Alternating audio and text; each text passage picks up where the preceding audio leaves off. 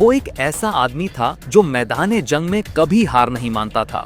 پاکستان کی فوج، ISI اور دنیا کے گپت ادارے انہیں ایک لیجنڈ سمجھتے تھے، لیکن پھر ایک دن وہی طاقتور شخصیت یوں غائب ہو گئی جیسے ہوا میں گھل گئی ہو۔ نہ کوئی نشان ملا، نہ کوئی سراغ یا اشارہ۔ آج کی یہ کہانی پاکستان کے سب سے پر اسرار اور خوفناک کیس کی ہے، کرنل امام کی گمشدگی کی کہانی۔ آپ جتنا بھی اس کی کھوج کریں گے، یہ معاملہ اتنا ہی عجیب ہوتا چلا جائے گا۔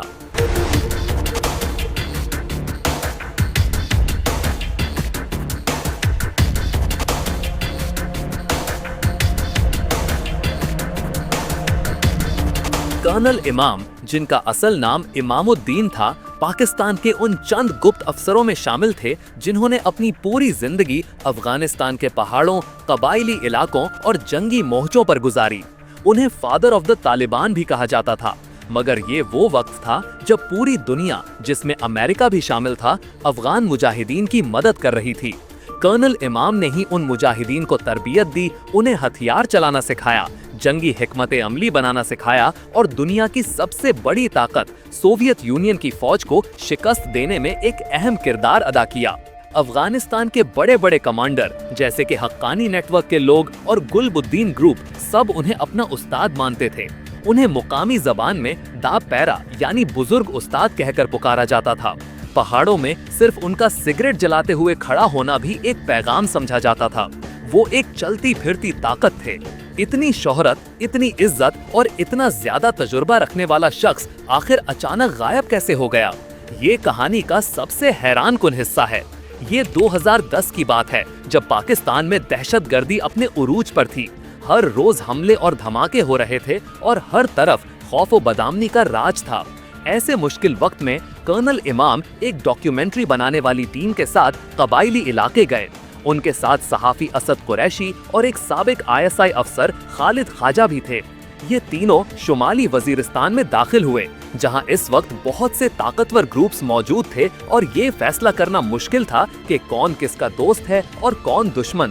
وہ لوگ ایک ایسے علاقے میں پہنچے جو بظاہر طالبان کا سمجھا جاتا تھا، لیکن وہاں دراصل کئی گروپس اپنے اپنے ذاتی مفاد کے لیے سرگرم تھے۔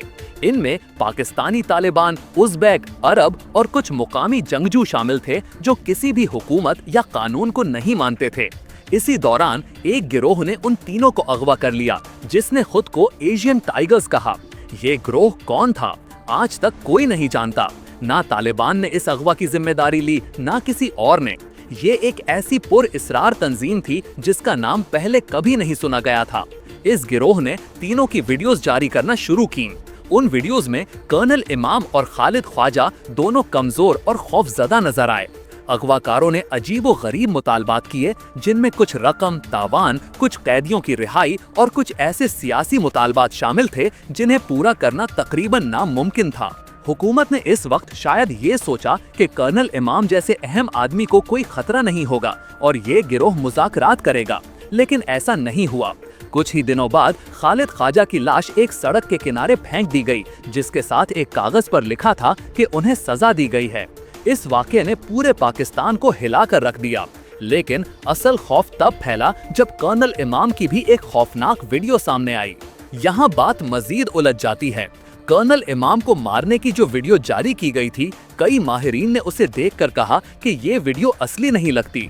سب سے پہلے جس شخص کو گولی ماری جا رہی تھی، اس کا جسم کرنل امام جتنا بھاری نہیں تھا۔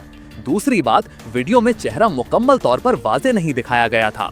تیسری بات، گولی چلنے کے بعد جسم کے قریب کوئی خون نظر نہیں آیا۔ چوتھی حیران کن بات یہ کہ گولی چلنے کی آواز بھی عجیب لگتی تھی، جیسے اسے بعد میں ایڈٹ کیا گیا ہو۔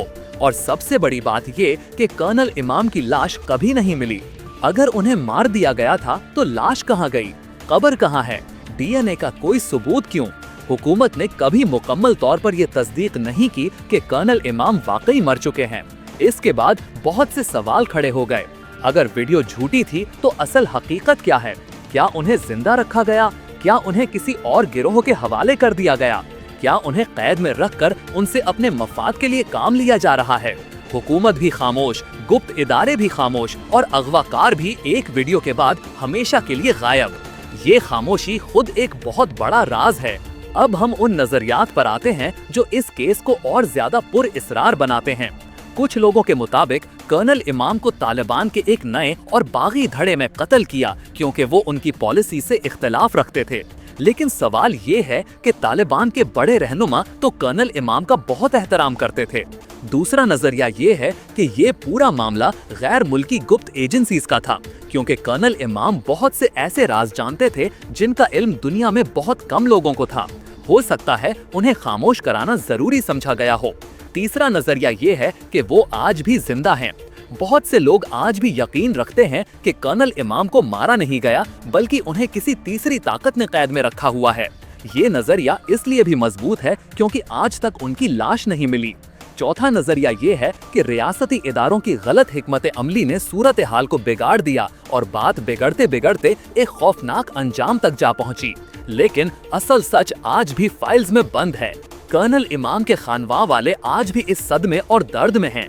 उनका कहना है कि ना हुकूमत ने कोई जवाब दिया, ना किसी ने दफ्तर खारिजा से राब्ता किया और ना कोई इंटेलिजेंस रिपोर्ट दी गई। सिर्फ खामोशी, एक ऐसी खामोशी जो दिल को चीर कर रख देती है। ये एक ऐसा वाकया है जो पूरे मुल्क के लिए एक बहुत बड़ा सवाल छोड़ जाता है। इतना बड़ा आदमी, ऐसी पुरइसरार मौत जिसकी ना कोई गवाही, ना कोई कब्र, ना कोई निशानी। ये केस आज तक हल नहीं हो सका क्योंकि इसमें बहुत से ग्रुप, मुख्तलिफ मफाद, झूठी कहानियां और असल मालूमात को छुपाया गया। लेकिन सवाल आज भी अपनी जगह मौजूद है। कर्नल इमाम आखिरी बार कहाँ थे? किसने उन्हें मारा? क्या वो जिंदा हैं? ये सवाल शायद कभी हल ना हो।